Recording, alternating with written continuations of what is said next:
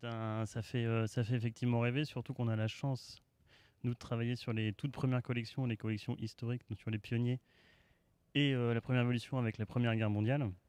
Donc on travaille sur un peu vraiment les tout débuts de l'aviation. Donc voilà, il y a quelque chose de la création, du mouvement, de l'industrie, et qui sont vraiment les tout débuts. Donc c'est assez passionnant en fait de pouvoir travailler sur ça. Et puis effectivement, on a eu la chance en plus de s'intéresser vraiment au sujet, mais de découvrir aussi, ou de redécouvrir en tout cas, les autres collections du musée qui sont extrêmement larges et extrêmement passionnantes.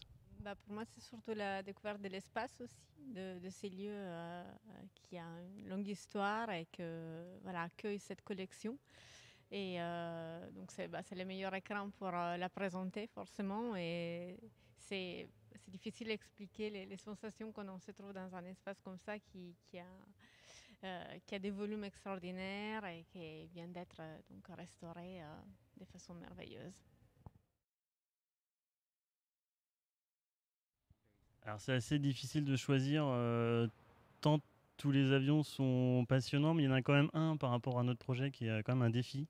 C'est la nacelle de la France. Alors on n'a que la nacelle, on n'a pas le ballon. Mais rien que la nacelle, c'est 35 mètres de long. Et on a effectivement l'écrin qu'il faut pour pouvoir le présenter, et presque le présenter en vol, même si c'est sans son ballon. Je rejoins un peu Nicolas dans le choix de l'avion. Je ne sais pas si préféré c'est le bon L'aéronef, mot, ouais. mais l'aéronef. Après, de mon côté, je trouve très impressionnant aussi les premiers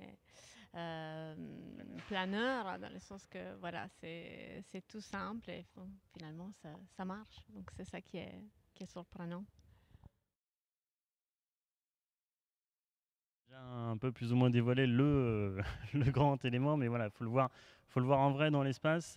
Et après, c'est vrai qu'on a une grande galerie avec deux sujets assez différents, mais dans la chronologie, avec deux traitements assez différents.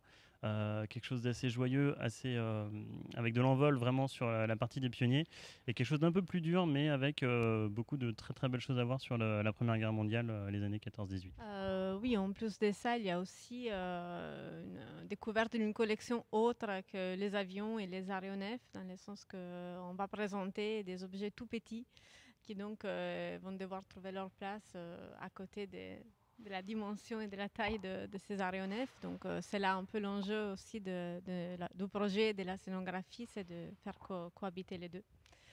Et voilà, c'est ce qu'on a essayé de faire. Et ça va être aussi l'occasion de redécouvrir un lieu euh, dédié à l'aviation, et du coup dédié maintenant au musée d'air et de l'espace. Un lieu magnifique, assez grandiose.